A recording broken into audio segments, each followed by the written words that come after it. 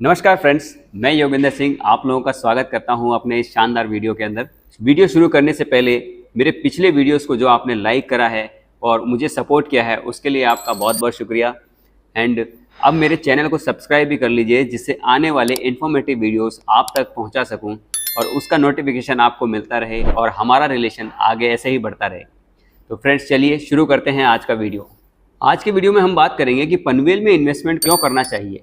पनवेल का इंफ्रास्ट्रक्चर जो है वो रेगुलर बढ़ रहा है क्योंकि ये एमएमआर का हिस्सा है, मुंबई मेट्रोपॉलिटन रीजन का एक हिस्सा है और जिसके कारण highway, railway line, metro line और एयरपोर्ट जैसी कनेक्टिविटी की वजह से यहाँ पर डिमांड और यहाँ की प्राइस रेगुलर बढ़ती जा रही है। दूसरा है, पनवेल के अंदर कॉमर्शियल और रेजिडेंशियल दोनों तरह की प्रॉपर्टीज में इन्वेस्टमेंट करने की एक शानदार अपॉर्चुनिटी है क्योंकि आज की तारीख में जहाँ पर वाशी और मुंबई का रियल एस्टेट मार्केट सैचुरेशन पे पहुंच गया है, वहां पर कॉमर्शियल आप कोई भी प्रॉपर्टी लेना चाहें तो नहीं ले सकते हैं और अगर मिल भी जाती है आपको तो वहां पर बहुत ज़्यादा प्राइस पे करना पड़ेगा।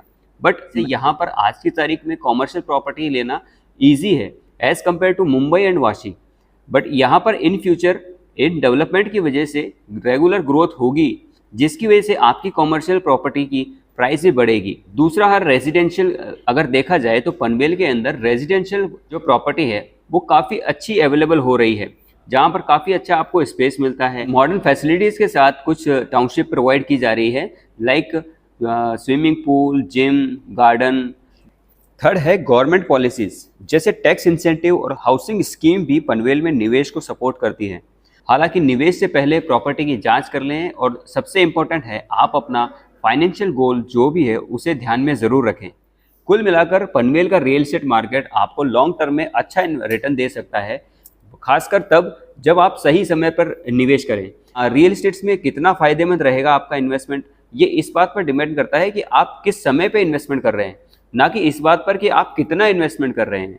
पनवेल और वाशी में प्रॉपर्टी प्राइस क्या था, एक बार इस पर हम बात कर लेते हैं। 2000 से 2020 के बीच में वाशी में प्रॉपर्टी प्राइस क्या था। सन 2000 में नवी मुंबई का एक प्रीमियम और ज़्यादा डेवलप इलाका था क्योंकि ये 1970 से ही रियल एस्टेट हब के रूप में दिख चुका था।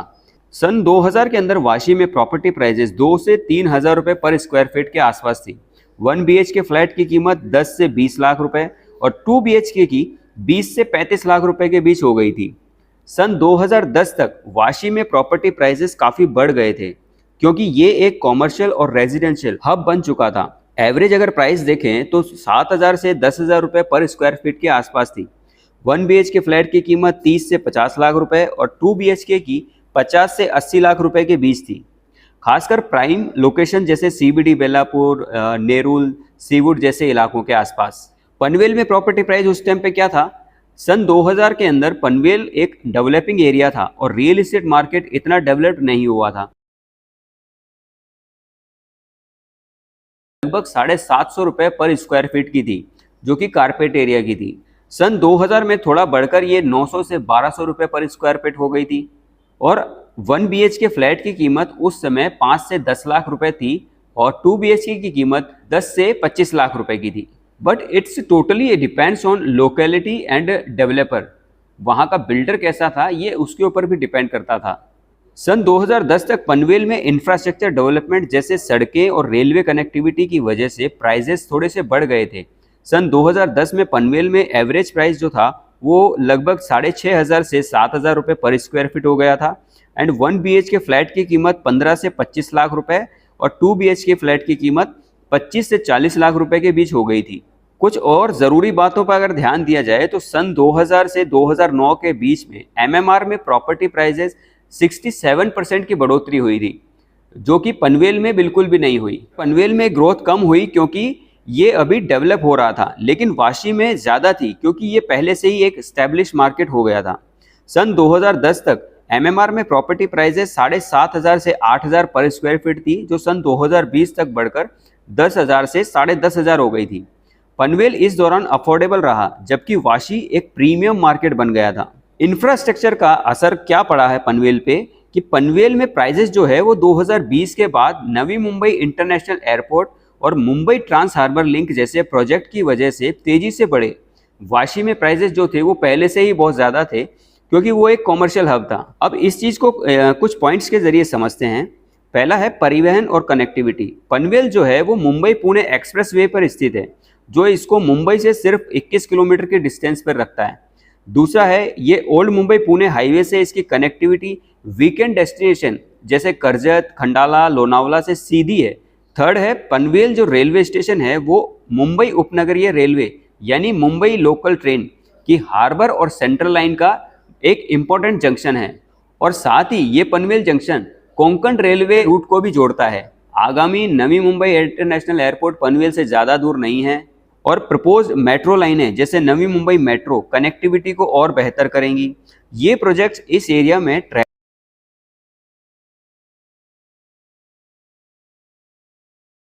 रेजिडेंशियल और कॉमर्शियल विकास अगर देखें तो पनवेल में अफोर्डेबल रेजिडेंशियल आधुनिक टाउनशिप प्रोजेक्ट्स की वजह से रियल एस्टेट की डिमांड्स बहुत बढ़ रही है। यहाँ प्रीमियम प्रोजेक्ट्स में पार्क, स्विमिंग पूल जैसी सुविधाएं उपलब्ध है। कमर्शियल सेगमेंट में भी वृद्धि हो रही है, जिसमें ऑफिस स्पेस और रिटेल आउटलेट की डिमांड भी बढ़ रही है।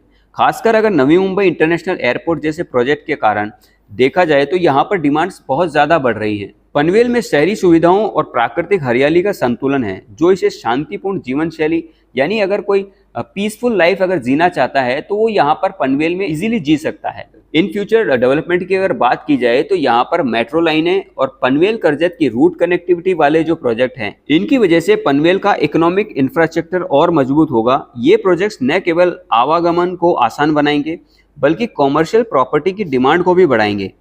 कुल मिलाकर पनवेल का इंफ्रास्ट्रक्चर तेजी से बढ़ रहा है, लेकिन कुछ चैलेंजेस जैसे रिसोर्सेज की कमी का हल करना अभी बाकी है। यह एरिया इन्वेस्टमेंट और रहने के लिए एक होपफुल एरिया बन रहा है। आगामी नवी मुंबई इंटरनेशनल एयरपोर्ट और मेट्रो प्रोजेक्ट जैसे Panvel Karjat railway line property value बढ़ाएंगे ही बढ़ाएंगे।